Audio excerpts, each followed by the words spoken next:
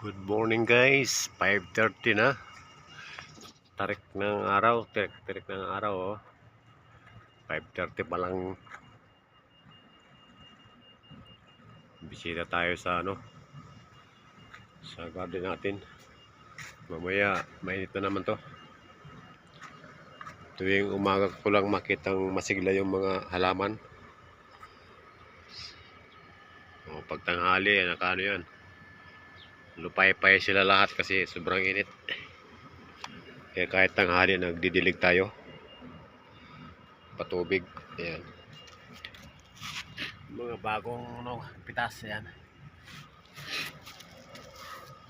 Tumutubo na uli. Mga bagong pitas.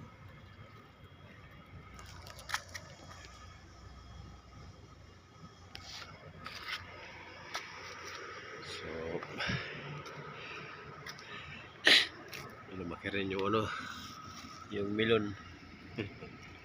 Lumaki rin.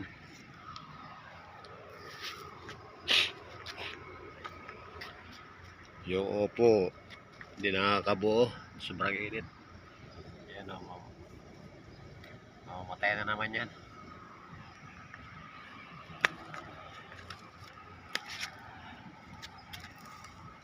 Ayan. Sunod-sunod sana ang bunga o. Dito tatlo sa isang isang baging. Yung bataw ko natuyo na sa init. Tuyo na guys sa init. Kahit may tubig.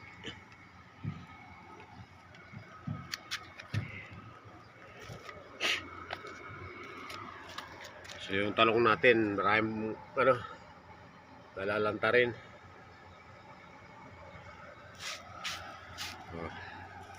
Yan, nalalanta na naman siguro to. May bubong na.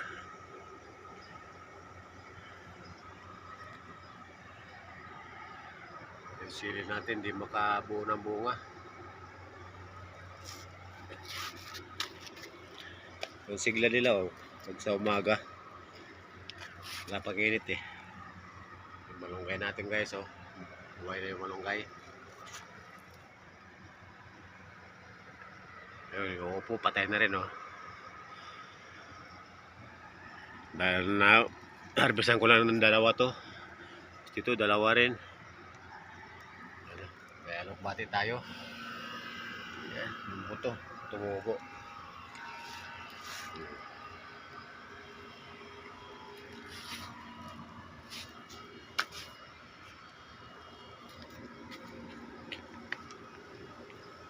Ano yan, Mingming? Ha?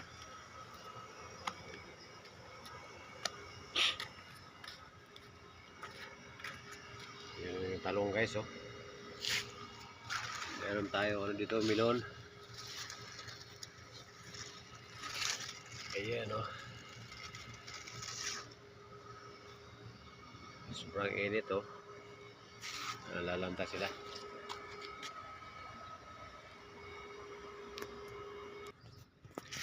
Dito nag-apply tayo guys ng chicken manure. Dahan-dahan para chicken manure guys para sa pagkatapos ng tag-init nasa kondisyon na siya.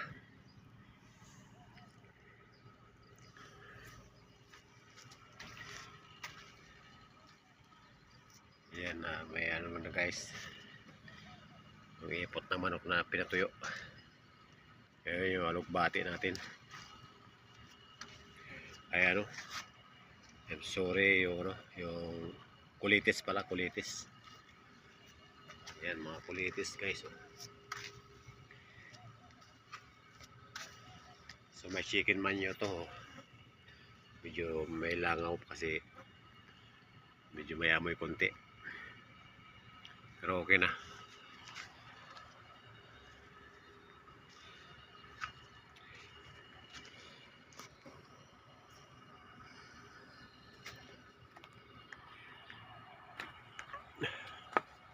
Ito kinapon ko to para bababa lang yung silungan natin.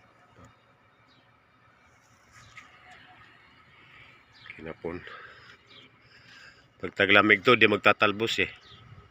Pero ngayon tag-init, parang sarap gulayan yung talbos niya.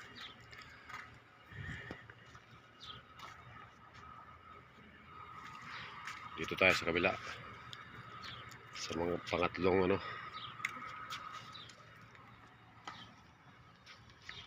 Ayan guys, yung ano natin. Gilasima natin. Ayan.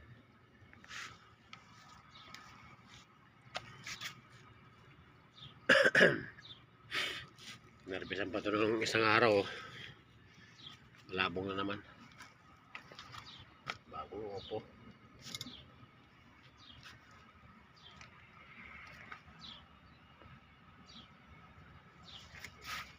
Magluto ng munggo.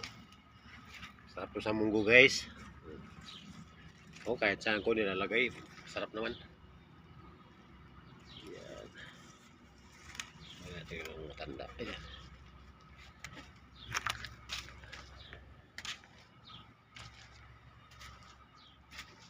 Mga bago to. Tatambakan ko pa ito.